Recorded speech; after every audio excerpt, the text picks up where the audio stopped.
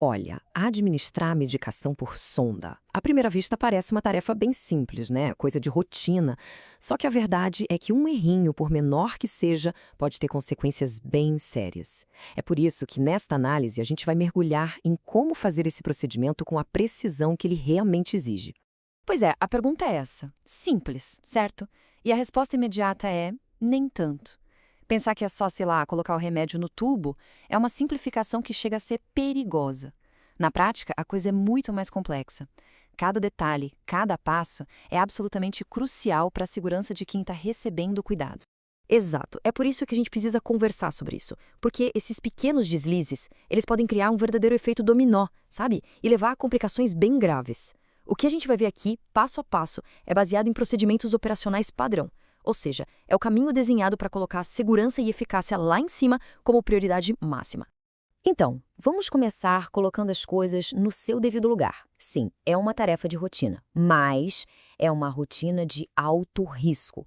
O potencial de complicação aqui exige, sem brincadeira, atenção máxima e muito profissionalismo. Para entender o risco, primeiro a gente precisa entender a ferramenta principal, a sonda enteral. Pensa nela como uma linha direta, um atalho para o sistema gastrointestinal. É por ali que vai a nutrição, a hidratação, a medicação. É uma ferramenta, assim, essencial, mas super delicada, que pula a etapa da boca para entregar o tratamento exatamente onde ele precisa chegar. E aqui a gente já encontra um dos maiores perigos, a obstrução. É simples, um remédio que não foi diluído direito vira uma espécie de cola e pode entupir a sonda. E o problema disso é enorme. Não só impede que outras medicações ou a própria nutrição passem, como muitas vezes exige a troca da sonda. E isso é um procedimento invasivo, bem desconfortável para quem já está fragilizado. Então, como a gente evita isso? Bom, como em quase tudo que é crítico na área da saúde, o sucesso começa bem antes de o procedimento em si começar. Uma boa preparação já é, mais da metade do caminho para tudo dar certo. E o que é essa preparação? É ter tudo ali à mão. A medicação prescrita, claro. Uma seringa do tamanho certo, seja de 20 a 60 ml. Água filtrada ou estéril, isso é importante. Luvas, para a segurança de todo mundo. E um copo limpinho, só para fazer a diluição. Quando está tudo organizado, não tem correria. E sem correria, a chance de erro, despenca. Ok, tudo preparado. Agora a gente entra no coração do protocolo de segurança. E olha, isso aqui não é uma sugestão, não é uma boa prática.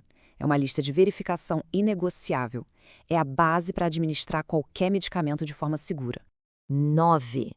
Guarda bem esse número. São 9 checagens críticas. E elas têm que ser feitas sempre. Todas as vezes, sem exceção. Peça em cada um desses 9 pontos como uma barreira de segurança, uma camada de proteção. E essa lista dos 9 certos é um padrão universal na saúde. Começa com o básico que todo mundo conhece, né? Paciente certo, medicação certa, dose, via e hora certas. Mas não para por aí. A lista vai além. Ela inclui o registro certo, ou seja, documentar tudo, a orientação certa, explicar o que está sendo feito, a forma farmacêutica certa, e a gente já vai falar mais sobre isso, e, por fim, a resposta certa, que é observar como o corpo reagiu à medicação. Certo, materiais preparados, os 9 certos checados, agora sim, vamos para a execução. E aqui, as palavras de ordem são duas: precisão e método. O procedimento em si pode ser resumido em 5 passos-chave. Primeiro, preparar.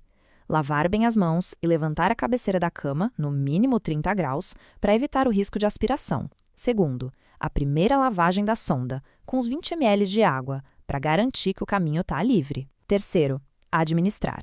E aqui o segredo é diluir cada remédio separado e administrar devagar, sem pressa. Quarto, a lavagem final. Depois de cada medicação, passar de 20 a 40 ml de água. Isso é o que limpa a sonda. E quinto, registrar. Acabou? Documenta na hora no sistema. Olha, se for para guardar uma única coisa de todo o processo, que seja este mantra: lavar, administrar, lavar. É isso. Lava antes para checar se está tudo ok, administra o remédio e lava depois, para não deixar nenhum resíduo para trás. É simples, é fácil de lembrar e é o que funciona. Mas tão importante quanto saber o que fazer é saber exatamente o que não fazer. Vamos dar uma olhada agora nos erros mais críticos, aqueles que simplesmente não podem acontecer. Vamos ser bem diretos aqui. O que fazer? Lavar a sonda entre cada medicação. O que não fazer? Jamais misturar remédios diferentes na mesma seringa. Outra coisa, diluir muito bem qualquer pó. Não dá para administrar líquidos grossos sem diluir direito. E, talvez o mais importante de tudo, observar o paciente, ver se há alguma intolerância e, principalmente, não ter pressa. A pressa, nesse momento, é a inimiga número 1 da segurança. E chegamos num ponto que merece um destaque especial. Essa frase, nunca triture medicamentos de liberação prolongada ou cápsulas especiais. Por quê? Porque um comprimido desses é projetado para liberar o princípio ativo aos pouquinhos, ao longo de horas. Se ele for triturado, é como liberar uma bomba.